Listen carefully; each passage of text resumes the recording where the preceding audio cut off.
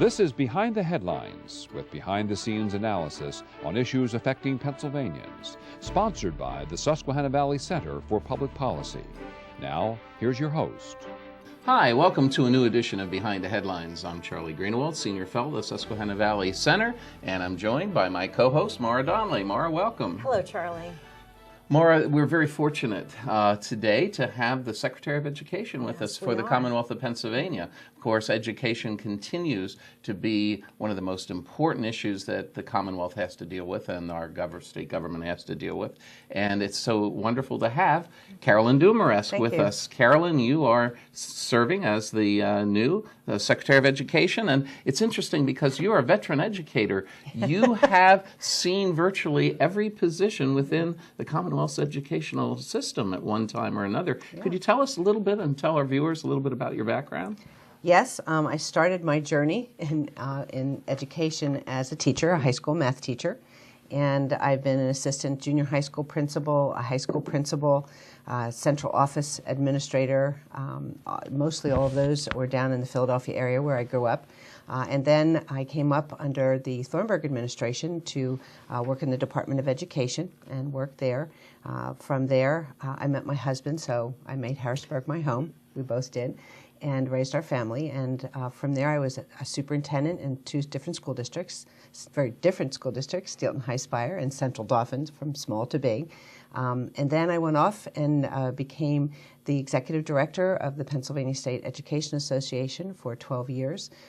Thought I had retired to play with my border collies and take a little break, and found a calling back in the Corbett administration to come back in, first as the deputy for basic education, K-12 education, and doing some of our reforms, which I hope we get to talk about today, and then most recently into the position of acting Secretary of Education. So kind of in between times, lectured in higher ed. I was teaching for Penn State, Temple, and Widener as a visiting professor. I didn't hear any in-between times, but okay. Well, no, there wasn't much in-between time. Okay. Okay. Well, I think that one of the biggest issues, lightning rod issues these days, is education funding. And so we have a lot to talk about today, but I thought we could start with the governor's budget proposal and some of the issues or priorities that the governor has set for this year's budget in education. Good, thank you. I think we have a historic investment in this year's budget of over $12 billion. Some of the new initiatives that are in there are supporting things we've been working on for 3 years.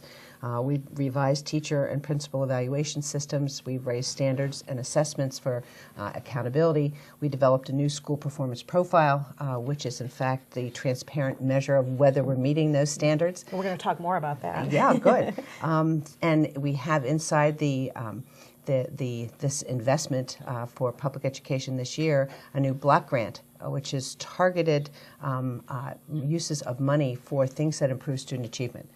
And those uses were, in fact, when the school performance profile came out, we called superintendents who had very high scores, great growth, and those who need some improvement, and said to the ones that had great scores, what did you do? What would you say that you invested in for children? And for those that need some improvement, to say, if you had more money, what would you do with that money? And so when you look at the block grant that's being $240 million new dollars in that block grant, how would you use that money? It's come from the superintendents. We have a great $10 million investment in hybrid learning, which is a different way of delivering instruction, the use of technology and digital content in classrooms. We have a grant opportunity for those superintendents that have a 90 or above in their schools to mentor schools that don't have strong scores in particular issues. There's, for the first time, I think in the last 6 years, there's $20 million in special education, new funding there. There's a scholarship for children that's based on merit. For middle income students, those parents making $110,000 and below, we're working with our sister agency, FIA, to do that.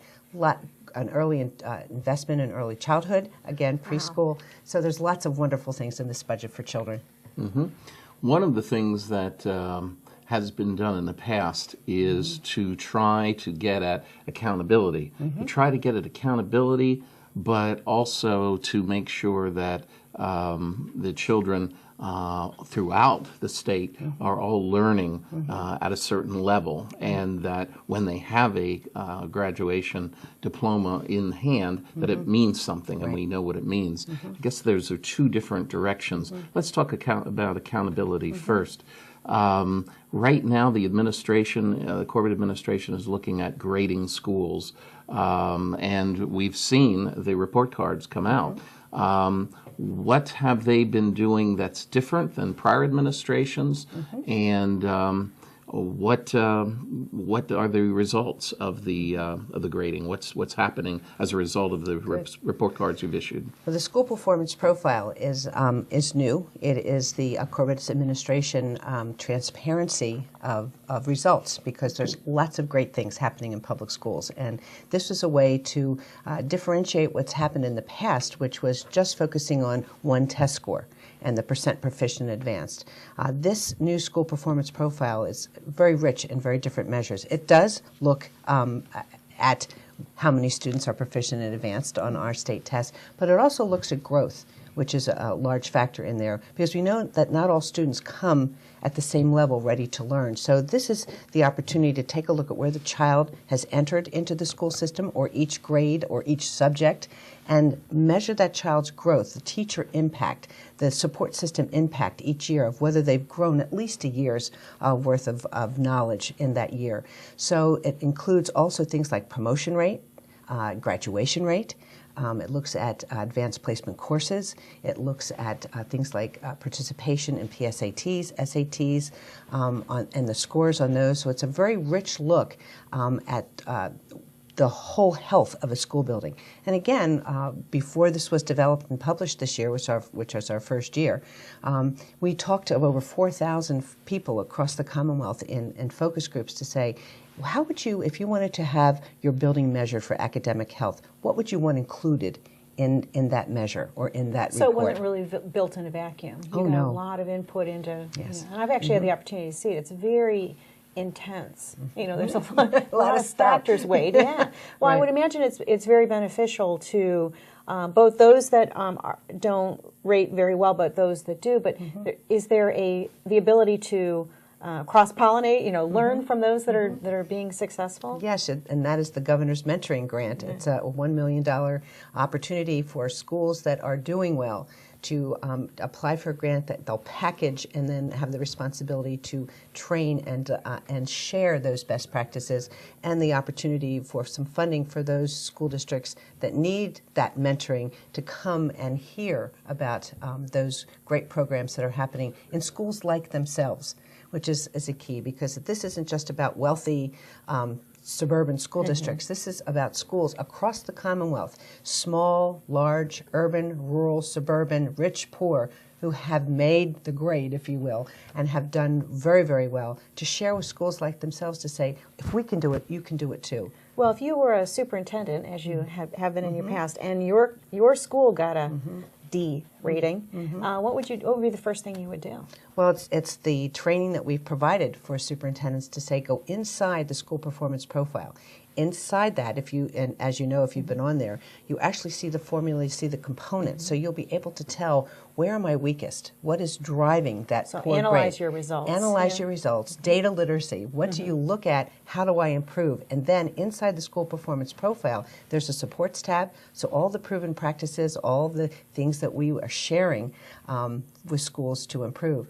In addition to that, for the schools that are on the very lowest end of that, we have what we call academic recovery liaisons that have been assigned to each of the schools to help them network those proven practices to say, look at your data, let me help you analyze it, let's do your long-range plan, and now where are the resources that can help move you along that continuum? So you didn't just put this performance report card out there basically and say good luck. You've put a lot behind it that allows the schools to perform better. Yes. What is the department doing, Carolyn? What are the different school districts doing to work with the community then, so that the community can better understand it? When those report cards came out most recently, and for example, I looked at my report cards, for example, from the county that I live in, it was a shock. Some of the places that you thought weren't doing well were doing better than expected, and some that you expect to do excellently and had in the past were lagging a bit. How does the public come up to speed on this new system? Because every governor seems to have a different set of educational initiatives, and it takes a little bit of effort to do some background, do some homework, and understand what they are and what you're intending to do. They've all been pointing in a good direction, but what's the department doing to connect with the public? Well, the first thing that we did is we hope that we've made the school performance profile website very transparent. There's multiple ways for the public to get in.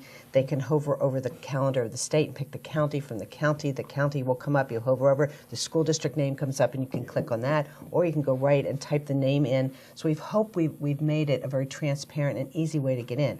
In fact, the data shows of the 300 and some thousand people that have visited the website, the majority of people that are using it are parents, which I find fascinating. And then, of course, teachers and principals, even realtors have found their way into the school performance profile. That's not surprising. Yeah. So, and what we've done is before we launched, we provided to each superintendent what we called a press packet, if you will, of how to explain this to your community, how to talk about it publicly, some ways and some ideas. Of course, they have developed their own ways also. So we've tried to make it easy to get to, easy to understand, and then provide resources for school superintendents to talk about it. Okay.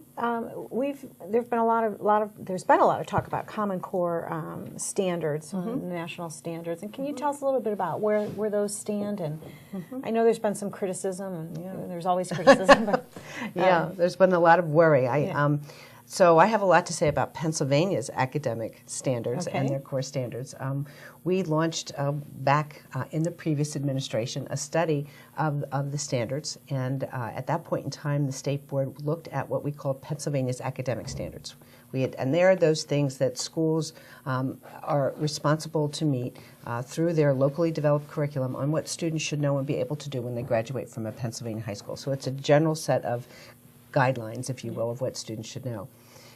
We actually then had there at the same time that the department in the previous administration was looking at those standards, the state board was also looking at the national movement with the National Common Core Standards. So what they did was they engaged a researcher, Dr. Suzanne Lane from the University of Pittsburgh, to say, do a side-by-side analysis of where Pennsylvania is with where the nation is moving. And in fact, the results of that alignment came back and said Pennsylvania's academic standards are already very strong and are comparable in some areas, in most, that we're already. So what we did, and continuing into this administration, is we brought, again, Pennsylvania educators, teachers, people who teach the subjects, and said, take a look at these standards, and how can where Pennsylvania's academic standards were not as strong, how can we improve them to make sure that we are going to be competitive across the state? And so thus the Pennsylvania's academic core standards have come out, and that's what's been developed.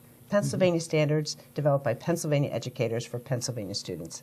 One of the things that a lot of people that are concerned about Common Core bring up over and over again is, and as a professor in higher education, I guess more and more of us have become aware of it in recent years.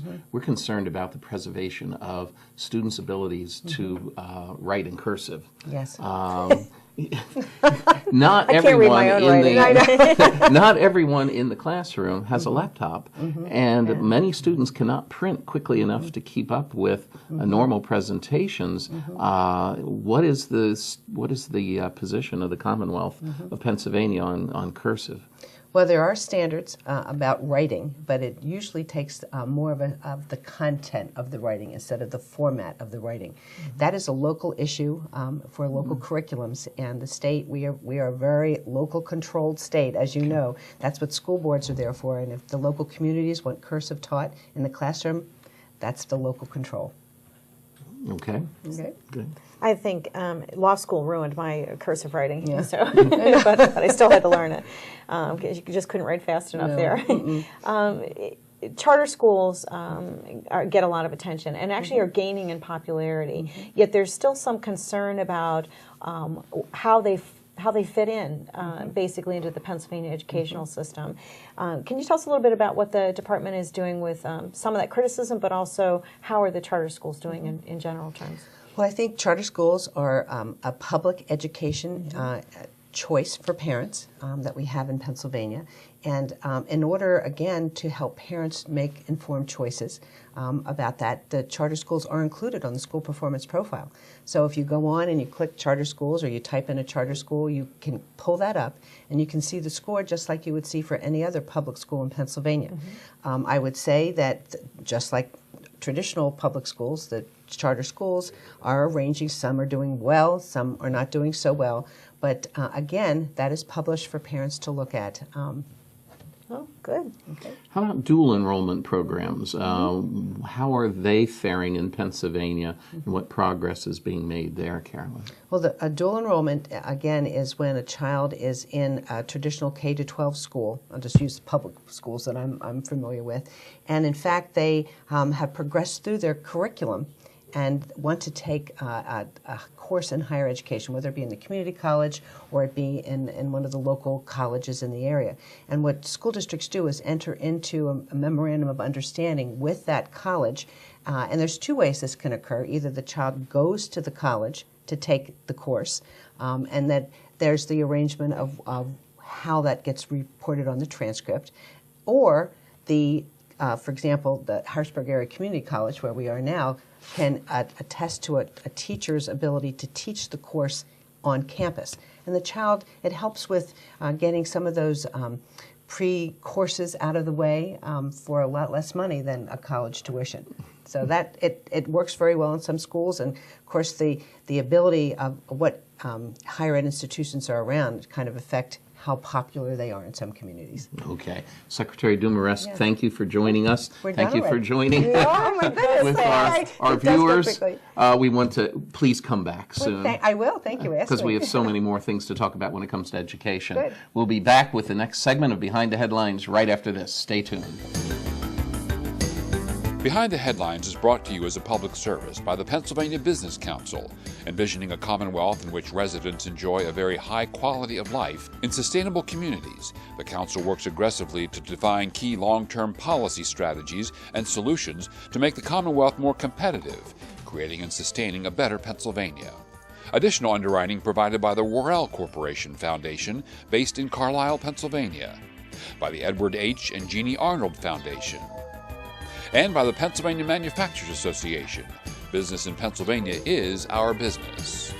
Behind the Headlines is also supported as a public service by Daily Express, transporting construction, farm, and industrial equipment throughout the United States, and by the Pennsylvania Highway Information Association, the go-to source to learn about transportation projects and issues.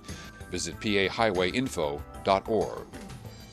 And by Penn Waste, your best local choice for your waste removal and recycling needs. Hi, welcome back to the second segment of Behind the Headlines. On this segment, Mar and I are joined, lucky enough to be joined, by someone who's very knowledgeable about a very important, one of the most important resources that Pennsylvania has, which is coal, and that is John Pippy, who is CEO of the Pennsylvania Coal Alliance. Senator Pippy, welcome to the show. Of course, you used to be a state senator, and why don't you tell us just quickly about your background? Well, as you mentioned, that prior to being the CEO of the Pennsylvania Coal Alliance, I was a state senator and a state representative, and then worked for a small company called U.S. Steel. I'm an environmental engineer. I got my master's in international relations while I've been doing my military work, and still Lieutenant Colonel in the Army. So I've had the pleasure of being involved in a lot of different things over the last 20 years. What is the Coal Alliance? Can you tell our viewers who are the members of the Coal Alliance and what's its purpose? Well, the Coal Alliance, the Pennsylvania Coal Alliance, represents the bituminous operators. As you know, we have an anthracite region in the Northeast, and then from central to western Pennsylvania, it's bituminous coal. 80% of our coal goes to power generation, and I represent the companies who not only mine the coal, but also who provide the services, the law firms, engineering firms, the caterer down the street, you know, the uniform company. And we look at it, when we did our economic impact study, it showed that we had about 10,000 actual coal miners, and then we had another 30,000 individuals whose primary focus is supporting the coal industry. So we're looking at over 40,000 jobs in Pennsylvania for bituminous alone.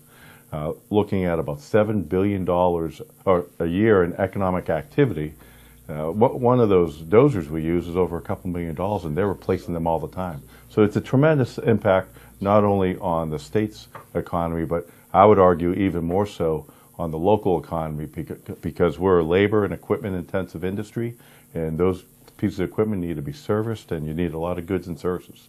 Pennsylvania's had a long history in coal, Yes. hasn't it? Goes Yes. way back. Oh, it goes way back to the beginning, to the coke ovens and the Fricks and the Carnegies. And I mentioned earlier I was with U.S. Steel. If you ride down some of the rails to trails, you'll see old coke ovens in areas, and even some old acid mine drainage, which is a legacy issue that our new companies are fixing. So yes, we've been a part of not only growing this country, but also a tremendous part of the economy here in Pennsylvania. Why, we've had extraordinarily cold weather this particular season. I'd call it obnoxiously cold. Obnoxiously cold weather. It's wearing me down. Yes, Mark. it is. Yeah. It is. It's been a winter to remember, to be sure. And you have expressed concerns about the situation with parts of Pennsylvania's power grid. What's happening to Pennsylvania's power grid right now? How's it affecting electricity users? Well, the issue is, do we have enough baseload, which is enough baseload power to meet the demands when it gets cold or when it gets hot, or hopefully soon when the economy comes back? Because right now we're in a bad economy, so we're not using as much energy as we usually do. And when you start prematurely closing coal-fired power plants in particular, but even other baseload plants are at risk, such as nuclear, you will see a significant increase in pricing. And we've been saying that for a couple years now. And everyone has been telling us, from the policymakers in Washington all the way down to PJM and others, that don't worry, we have enough capacity. But what we're seeing is we really don't. PJM in particular, a couple weeks ago, we pay about $42 a megawatt hour. That was the norm last year for Pennsylvania users. That went up to $1,800 when it hit its coldest peak. There were over 500 complaints to the PUC right now because their bills went from $100 to $200 to $500 to $800 because of variable pricing.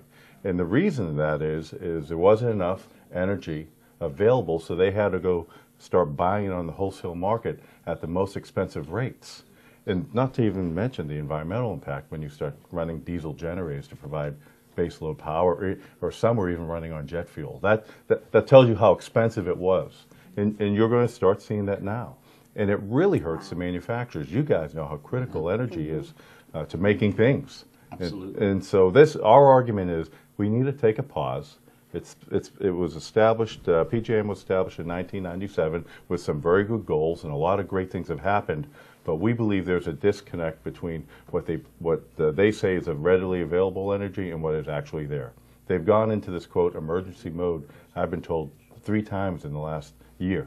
If you have to go into emergency mode, they will tell you, well, great, our processes work. I will say, no, that means we have an emergency, and that we need to really look at how we're going to have our energy policies in particular. Well, how can coal help in this energy mix? Coal has and will continue to be the lowest cost source of energy.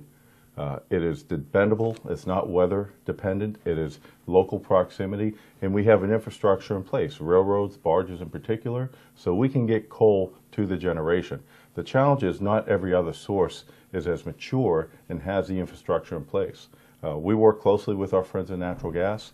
There's some great opportunities there, but even their infrastructure is not ready to handle the base load. They've traditionally been at peaking, and when it gets cold, that natural gas is diverted to home heating so you don't freeze and your puppy doesn't freeze. Well, speaking of natural gas, what impact has Marcellus Shale had on the use of coal in Pennsylvania? Well, it has had a significant impact, in particular in 2012 when there was just so much natural gas available. It dropped below dropped around to $2 a MCF.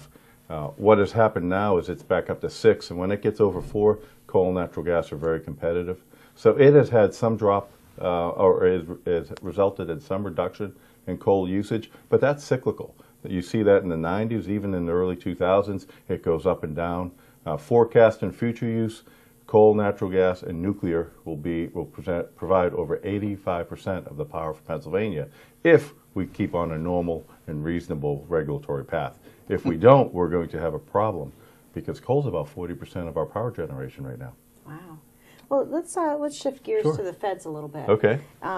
They're always up to something. Right. Yes, they are. Having a dramatic impact on the coal industry.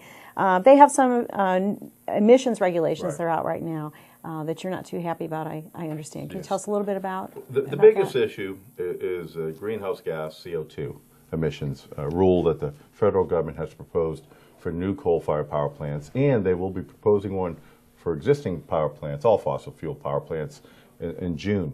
They want us to meet a criteria that is not technologically or scientifically achievable at this time. It is still in the pilot stage. And I like to equate it to the automobile industry. Right now, if we put in a new power plant, it will be about 30% less CO2 than the old ones. It will meet meet every standard the government wants, but it won't reach that 60% threshold that the federal government wants us to reach. And the technology is just not readily available. So we are arguing it's a ban on coal. We're not requiring automobiles to meet 50 miles per gallon today. Someday they will, but we're looking for a better incremental approach in that industry. I think the coal industry deserves the same type of opportunity. Let us use the best technology, and when it continuously improves, make us meet the new requirements. Okay. Well, let's talk about clean coal technology for a little bit. There's great concern about carbon reduction. How far have we come in terms of developing the technology and implementing it in our coal-fired generating plants to reduce carbon and to have what is referred to as clean coal technology? Or perhaps you can tell us better what that is. Well, clean coal falls under two categories. Traditionally, clean coal has been removing the particulates, the dust in the air, removing sulfur emissions, removing nitrous oxide emissions, and that we have done. We've seen over a 95% reduction since 1970 till today, while we've increased coal usage by over 65%. So that is a successful story and one we should be very proud of. The second part that has become new is they equate CO2 with pollution. And that technology isn't ready. It's where we were in the 70s. So 20 to 30 years from now, we will be able to capture that CO2 at a commercial level. Right now, it's still in the infancy stage. It's in pilot programs. Hasn't been fully implemented anywhere. So we would argue you can't say that's proven technology until you actually prove it. Okay, well, John, we want to thank you very much for being with us today. We hope to film some extra segments with you in the future, because this conversation it's not over. is not over. We have a lot more to ask you about, a lot more our viewers would like to hear about coal in Pennsylvania. So thank you for coming today. Thanks so much for having me. Welcome. And we will see you again next week right here on Behind the Headlines. Tune in.